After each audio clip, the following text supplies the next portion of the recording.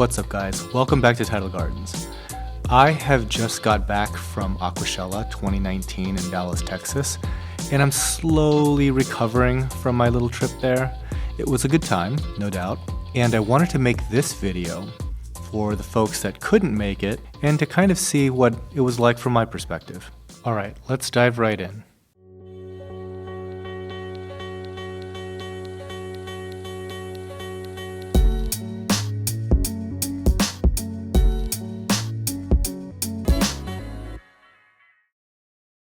This is the second Aquashella show ever, the first being last year in Chicago. It's clear that Aquashella has quickly become a premier trade show for fresh and saltwater aquariums. I almost hesitate to call it a trade show because it doesn't have quite the feel of a typical aquarium event.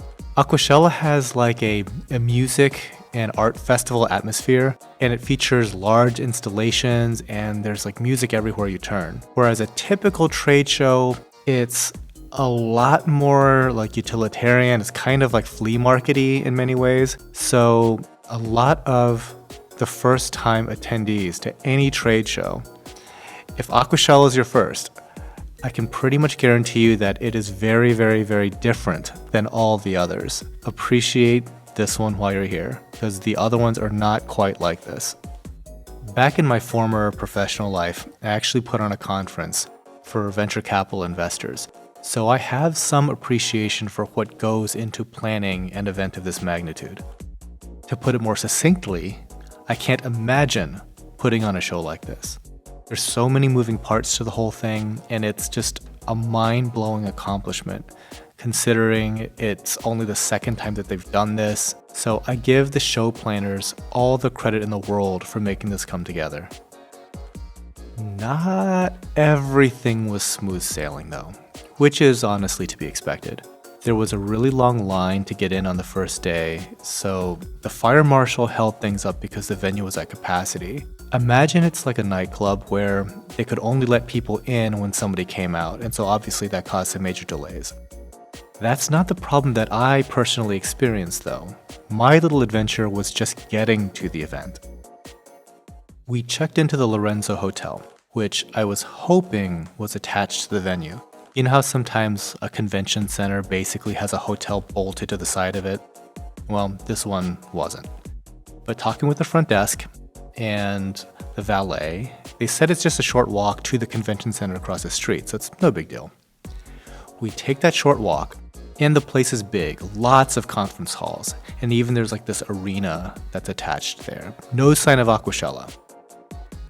At one point, we stepped outside, and no joke, we're now standing in a cemetery, asking people for directions to this aquarium show, and everyone thinks we're crazy.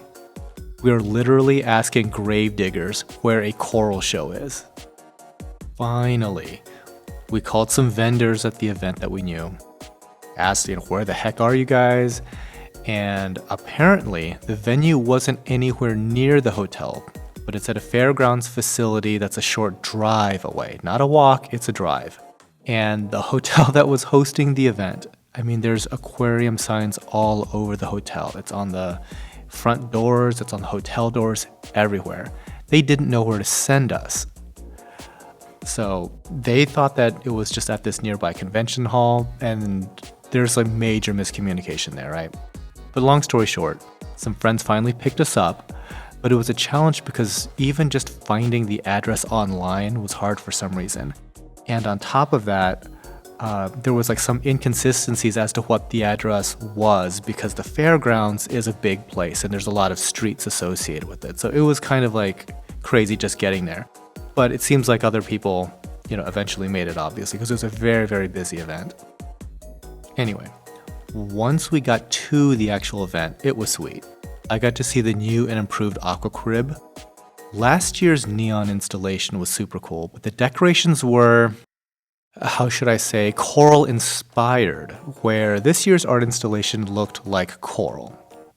Like, that looks like a Recordia Yuma.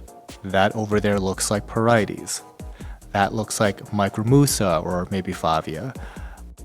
These are clearly supposed to be zoanthids, you get the idea. The reef artwork was a lot better this year, and the scale of the installation was a lot more ambitious. I talked to the artist that put it together, and it was an insane amount of time and effort. Aquashella is both a freshwater and saltwater show. And given the size of the freshwater hobby versus the saltwater hobby, you can expect the crowd to skew freshwater as well. One of my friends, who is this big extrovert, was outside the front doors hyping up the crowd that's waiting to get in. And when I unfortunately walked by the front desk while he was in his full MC mode, he grabs me to the front and was like, "Hey everyone, look who it is! It's Than from Tidal Gardens!" It was like crickets. Nobody in line knew who the heck I was because it's a largely freshwater crowd. I think after like maybe 10 seconds of awkward silence, they gave me a pity clap. So, thanks, buddy. It's clear that the freshwater YouTubers were the big stars of the show, some of which had long lines to meet them. But honestly, I don't think that I had a lot of downtime just walking the floor. I talked to a ton of people who were fans of the Tidal Gardens channel, and even one guy who thought I was an inappropriate reefer. Anyway, I want to highlight some of the things that I saw while at the event. As I mentioned before, the thing that separates Aquashella from other shows of its kind is the non-industry stuff like the art, music, those big installations like the Aqua Crib or the Amazon Room, and extra touches like having a kids area with games and a photo op with some mermaids. I want to highlight the artists for a second because they add so much to a show like this.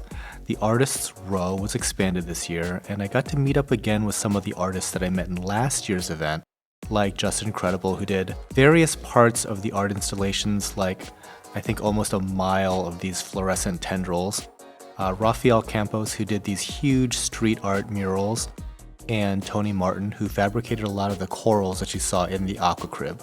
I also got to meet some other artists like Michelle from Bombshell and Lisa from Lacquery Fine Arts, who actually has a really big YouTube channel in her own right. I think it has almost 250,000 subscribers. You can probably guess that we talked at length about business and YouTube. Lastly, I want to highlight the coral sellers at the event, aka my competition. I say that very tongue-in-cheek because I've known many of them for years, and because I don't go to too many shows anymore, I haven't seen many of them in a really long time. It was actually nice to run into the guys at Cherry Corals for the first time in about 5 years and catch up. And this was just one of many tables like Frost Corals, Ward, Zoanthus.com, Josh Pork Sandwich, the list goes on and on. There were dozens of vendors selling both fresh and saltwater, so if you were in the mood to shop for livestock, there was plenty of opportunities to do so here. I have to give these guys a lot of credit because it's such hard work transporting coral for these shows. There's long drives, big risk involved in doing all this, so hopefully they did really well.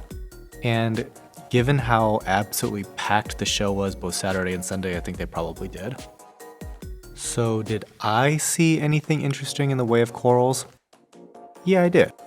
In this day and age, where a lot of vendors have very similar stuff, mainly from Australia, I did see some choice pieces that stores were aquaculturing from Indonesia. It's going to be harder and harder to find stuff from Indonesia the longer that there's an export ban, and I can definitely tell that there was a premium being paid for these Indonesian corals. But that said, a lot of these types of corals from Indonesia, they're not even available for sale on the internet. So in many situations, it's nice just to be able to see something in person and make a selection. Alright, that's it for this video. I had a great time at Aquashella.